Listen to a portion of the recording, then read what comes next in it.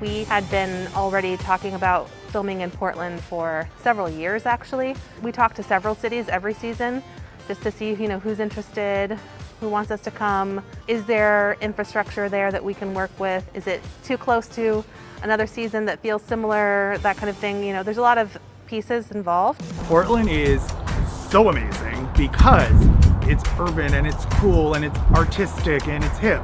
But Portland is surrounded by the most beautiful places in the world. And it's all just a stone's throw from the home base, and the accessibility of beautiful fresh produce, beautiful local proteins, sourcing from local growers and farmers has been just an amazing thing for ourselves and for our chefs, who really, that's what they want to be doing anyway. So Portland has given us kind of the best of all worlds. We really embed ourselves with the locals and local farmers, local chefs, local restaurants. You get to see through the lens of the chefs what the city has to offer through the food and through the culture and through the locales. Determining the city that we're going to come to is a big part of the job of Diana Schmiedeman, who's our trade-out producer. She really gets the ball rolling on all of this stuff way before I get started. She'll talk to several cities, to hotels, and all the things that we know we're going to need to be able to make a show possible. It's a number of things that get us to a city. Definitely regional diversity. We want to try and show off different parts of the states. I do remember scouting Kentucky before we decided that we were going to do the season there, just to make sure, it's like, because there was concern, is it big enough? Can we really do a whole season there? And I was pleasantly surprised when I scouted how much diversity there was across the state in terms of what we could do, or even for Charleston. It's a smaller city compared to anything else that we've done before. So getting to go and see things firsthand, I think, helps to assure us it's going to be fine. There's great chefs, there's great food scene here, there's a lot to play with. Portland is an amazing breakfast town, right, Gregory? There's so many amazing breakfast spots, tons of options. When you're going to a new city and you want to show off all of these awesome things about the city, nailing down the 14 or 15 things that you're really going to feature, that's hard. Tomorrow you'll head to Mountain View Orchards, where you'll shop for the fruit right off the trees. There's a lot of stuff you want to do. You want to go big, you want them to have the best experience and the most fun, but you also only have 24 hours in a day. I mean, if I could go anywhere, I think, especially for a finale, I would love to take the chefs to Paris. I think that would be, a great experience. Italy was our first European country, and traveling to Asia is also amazing. I loved being in Macau. We haven't done anything in Africa or South America, which I think would be awesome. But as far as a whole season in the States, we definitely need to tick off Atlanta, Philadelphia, Minneapolis. There's a lot of cities, I think, still left that we haven't been to. The casting process takes a long time. There are a lot of chefs in the mix every season. It is a very different kind of thing to come on to Top Chef and compete than it is to be a chef in a restaurant. It is really for people who are super creative and can think on the fly. It's not for chefs who need time to really think through a recipe or a dish, or to test something over and over again and perfect it. That's not this world, unfortunately. We did it! Now let's just hope it all goes together. The casting department obviously does a lot of research. We'll scour the nation, look at James Beard award lists, rising star lists. We'll look at Food and Wine, best new chefs, best new restaurants, and just try to get our finger on the pulse of the latest culinary trends and the latest restaurant openings, and see who's out there, who's doing interesting things in the food world. Who here has been nominated for a James Beard Award? 1, 2, 3, 4. They talk to a lot of people who have competed on Top Chef in the past, guest judges who've come onto the show in the past, and just ask them for recommendations, people that they know of that they feel could compete, because we definitely don't have the time or money to go to every state, every city, so we really are relying on our chef connections. Otherwise, we wouldn't get chefs like Maria from Tucson, Arizona. It may not seem like a small city or anything, but it's not a major casting hub. Chris is in New Hampshire. He's a recommendation from Adrian, who competed on season 16. We wouldn't find somebody like that without the network that we have created. Altogether, the 15 of you represent an incredible diversity of cooking styles and cuisines.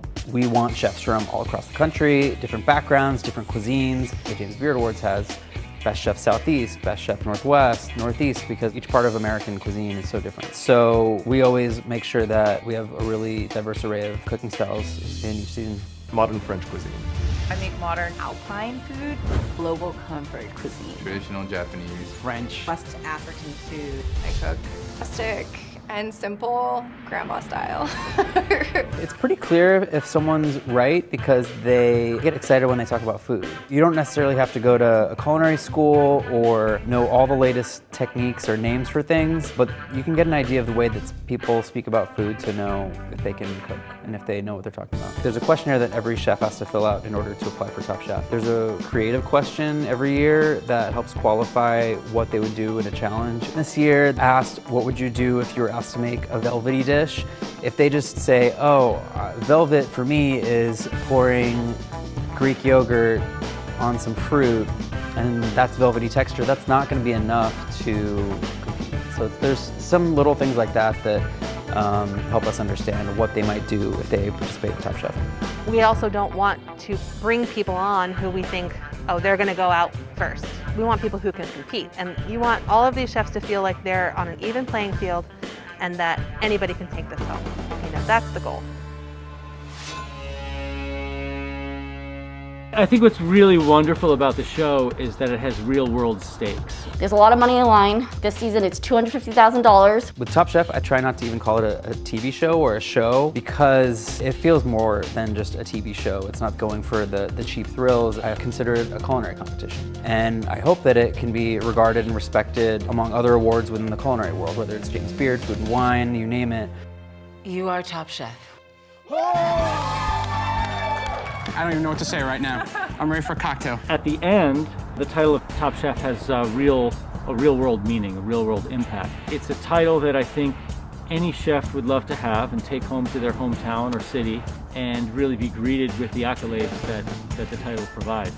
I think the title of Top Chef is a really well-respected title. In the restaurant world and the culinary world, it can launch a career.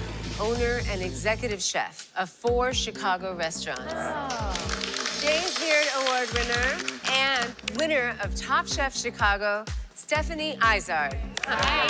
Nice to see you. The title of Top Chef this year has an incredible impact because of COVID. So many shutdowns have had to happen, and it's really decimated the restaurant industry. So I think that a chef earning that title this year could launch them into a new category.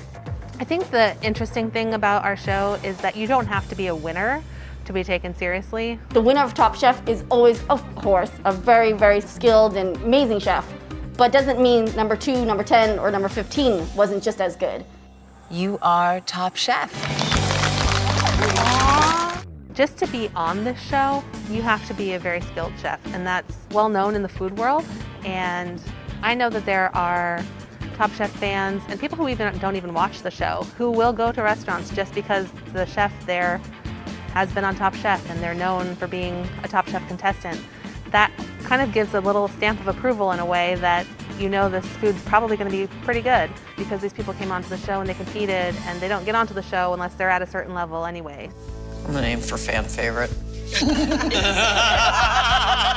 Having gotten feedback from so many of the previous contestants on the show and hearing stories of how being on the show has changed their lives, it's been really wonderful to be a part of a project that is not just entertainment, but is actually bringing success and further success to these chefs' lives.